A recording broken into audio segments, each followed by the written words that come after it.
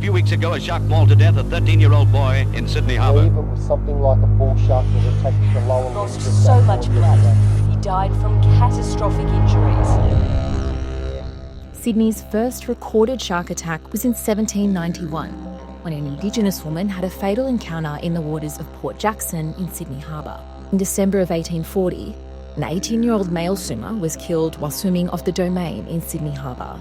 In 1841, a 22-year-old Andrew Goggin was severely bitten by a bull shark while bathing off Cockatoo Island. He survived the attack. On the 1st of December 1849, a male sailor from the steamship Eagle was attacked by an unknown species of shark while bathing in Woolloomooloo in the afternoon. On the 9th of December 1849, a man was attacked by a bull shark in Sydney Harbour, but the records don't say what he was doing or if he survived.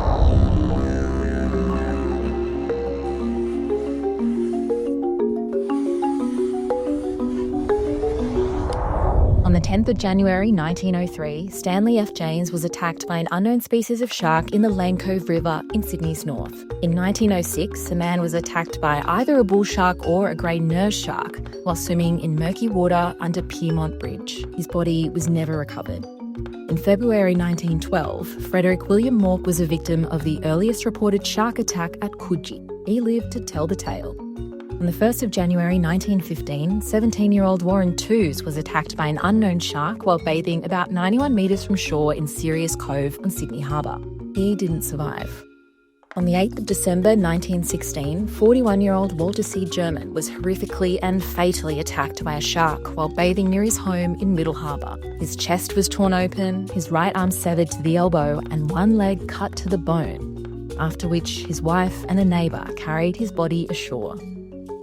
13-year-old Richard Simpson was bitten on the right thigh by an unknown shark while wading about 3.7 metres from ashore at Sirius Cove in Sydney Harbour.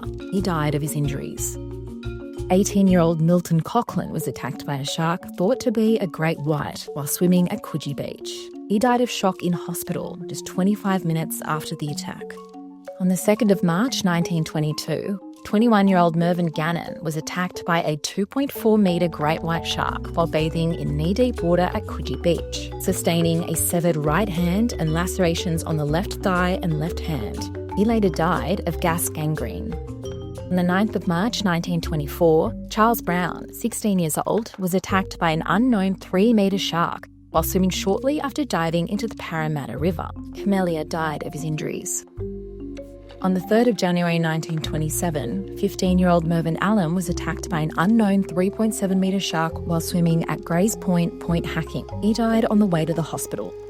On the 12th of January 1929, 14-year-old Colin Stewart was attacked by a great white shark while body surfing at Bondi Beach. He later died of his injuries.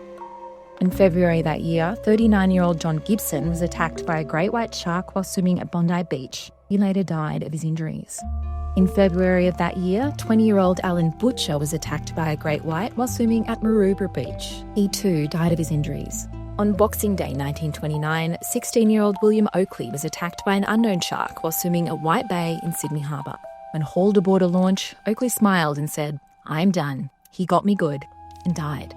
On the 12th of March 1934, 17-year-old Frank Athol Riley was attacked by a great white shark while swimming at DY Beach on the northern beaches of Sydney. His leg was torn off at the hip and he later died. Not long later, 16-year-old Leon Hermes was attacked by a great white shark while swimming at North Steyne in Manly. He later died of his injuries. On New Year's Eve 1934, 13-year-old Beryl Gladys Moran was severely bitten on both arms while swimming in the Georges River just south of Sydney. Thus New Year 1935 finds little Beryl Morrell in hospital in a very critical condition, which resulted in the amputation of both arms. And now 4 years later, we meet for the second time the gallant little victim of this horrible tragedy. With a natural initiative, Beryl has overcome many of her difficulties, and in spite of the unfortunate result of the accident, life for Beryl holds much that is good. She still loves the water, and here in a protected spot on the same river, she spends her leisure hours in swimming and diving. And can she dive? Watch this. On the 2nd of March 1935, 22-year-old Herbert McFarlane was attacked by a great white shark while swimming at North Narrabeen Beach in Sydney. The footballer was rushed to hospital but died on arrival. On the 4th of February 1936, 14-year-old David Payton was attacked by a white shark while swimming at South Staine in Manly. His body was never recovered. On the 23rd of January 1940, 13-year-old Maxwell Farron was attacked by an unknown shark while swimming at Brighton-le-Sands, which resulted in his left leg being completely severed. The boy died almost immediately afterwards. On the 4th of February 1940, 55-year-old John William Eek was fatally attacked by an unknown shark while wading at Brighton-le-Sands. John died from his injuries. On the 4th of January 1942, 28-year-old Zita Stedman was killed by an unknown shark while swimming in Bantry Bay on Sydney Harbour. She was bitten in two. On Boxing Day 1942, 15-year-old Denise Birch was attacked by an unknown shark also while swimming in Bantry Bay, sustaining bites to her legs. She died of her injuries.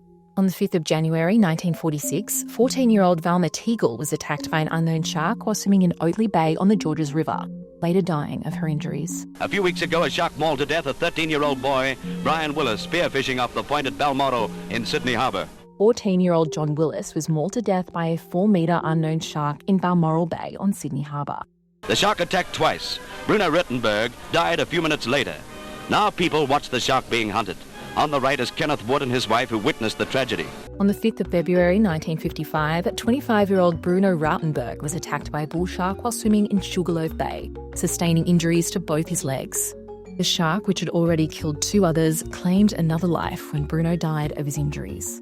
On the 16th of January 1960, 13-year-old Kenneth Murray was attacked by a bull shark while snorkelling near Baitfish under Roseville Bridge on Sydney Harbour, sustaining major lacerations to the leg, which was severed. On the 28th of January 1963, 32-year-old Australian actress Marsha Hathaway was attacked by a bull shark while standing in the water in Middle Harbour, later dying of her injuries.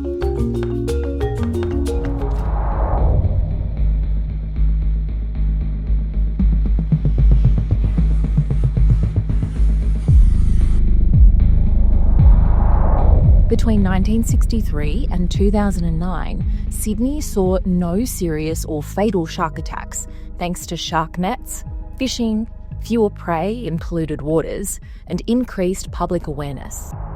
On the 11th of February 2009, Royal Australian Navy clearance diver Paul de Gelder was attacked by a bull shark while conducting a training exercise in Sydney Harbour near Woolloomooloo. He lost his right arm and part of his right leg, but survived due to rapid first aid from fellow divers and emergency surgery. I just dived into the water in my black wetsuit and a pair of fins. I just felt a huge whack in the leg. And then I looked down and just straight into the eyes of this massive shark's head. So I tried to jab it in the eyeball with my right hand, but I couldn't move it. And I looked down and I just saw this row of teeth all the way from the top of my knee, all across my thigh, all across my wrist. And the shark just continued to shake me like a rag doll, just tearing the meat out of my leg and tearing my hand off my arm.